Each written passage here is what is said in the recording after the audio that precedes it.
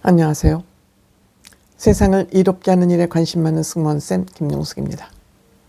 여러분들 쯔양이라고 혹시 잊혀지셨을까요? 한참 이 쯔양 문제가 굉장히 언론에 많이 보도가 됐었습니다. 구독자 무려 1160만 명을 보유한 먹방 유튜버입니다. 몸이 여리여리하고 저런 사람이 어떻게 저렇게 많은 음식을 먹나 하고 정말 안쓰러운 마음을 불러일으켰던 쯔양. 근데 이 쯔양은 먹방으로 힘든 것뿐만 아니라 주변으로부터 가진 협박에 시달렸었습니다. 워낙 구독자가 많은 인기 유튜버다 보니까 쯔양의 과거 사생활이 노출될 것을 염려해서 쯔양은 노예 유튜버처럼 활동을 해왔었습니다. 근데 최근에도 유튜버는 간간히 하고 있습니다. 어쨌든 쯔양 문제가 이제 법원에서 법의 심판을 받는 것으로 1심 마무리가 됐습니다. 첫 번째, 이들이 또 항소를 할지 모르겠습니다. 이들 레카 유튜버라고 있죠. 교통사고가 나면 차를 끌어가는 아마 그거를 상징해서 옛 레카 유튜버 연합이 있었습니다. 이들은 사회의 악을 청소한다 그러면서 선의의 사도인 양 행동을 해오면서 쯔양을 협박해서 공갈 협박을 해서 돈을 갈취한 그런 일당들입니다. 거기에 핵심 멤버였던 구제역 주역입니다. 구제역 이준이 1심 재판에서 징역 3년을 받았습니다. 징역 3년 구속했습니다. 집행유예 아닙니다.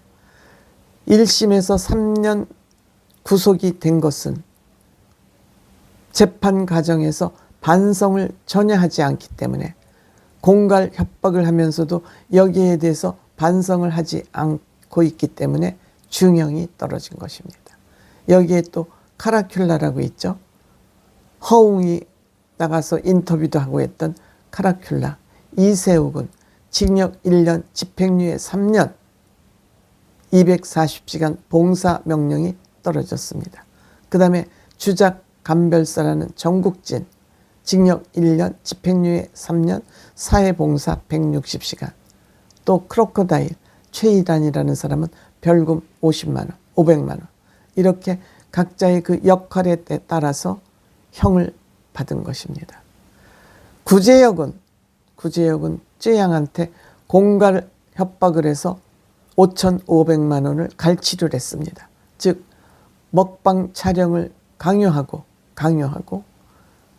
너의 과거의 사생활을 폭로하겠다고 그러면서 그 리스트를 관리해 주겠다. 누가 너를 협박하고 주변에서 힘들게 하는지 리스크를 관리하는 컨설팅 명목으로 어쨌든 5,500만 원. 또 BJ 수드는 뭔지 모르겠습니다.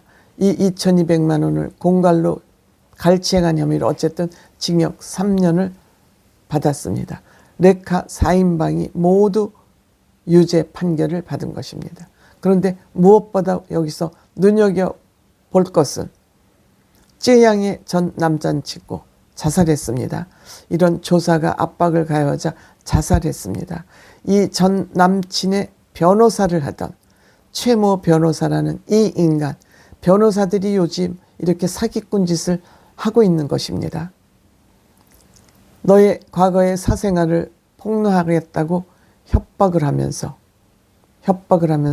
관련 정보를 과거에 무슨 업소에 나갔다 이런 거인데 그 업소에 나간 것도 그 전 남친의 강요에 못 이겨서 나갔다 그러지 않습니까? 그런데 이것을 폭로하겠다면 폭로하라 그러면 되는데 워낙 인기 유튜버다 보니 이것이 겁나서 이들에게 휘둘릴 수밖에 없었던 것이죠. 협박을 해서 관련 정보를 구제역에게 구체적으로 제공을 했습니다. 징역 2년을 받고 이 변호사도 구속이 됐습니다.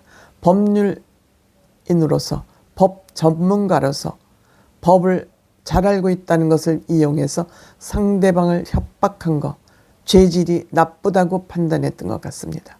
그런데 이 변호사가 구속이 됐다는 이 얘기는 많은 언론에서 제대로 보도하지 않고 있습니다. 이런 것들이 변호사라 해서 보도를 제대로 하지 않는 것, 이런 것들이 권언유착이라고 하는 것입니다. 권력과 언론이 유착이 돼가지고 변호사의 구속 사실은 제대로 보도하지 않고 있습니다. 몇몇 언론만 이 변호사 구속에 대한 것을 보도하고 있습니다. 어쨌든 쯔양 이들이 이렇게 구속되고 처벌을 받음으로써 원한을 푸른 것 같고 좀 안정적인 모습으로 요즘 유튜브를 하고 있는 것 같습니다. 참 안 됐습니다.